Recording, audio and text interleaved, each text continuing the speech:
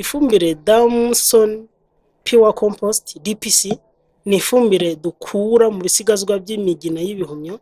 Nka kampani dukora imigina y'ibihumyo hari ibisigazwa bigenda bisaguka, twaratekereje tubona yuko ibyo bisigazwa bisaguka bamaze guhinga imigina bitagombye gupfa ubusa, tuyikoramo ifumbire. Iyi fumbire umwihariko wayo ifasha igihingwa icyo ari cyo cyose kuba cyashora imizi kandi kigabasha kubika amazi mu buryo bucyoroheye.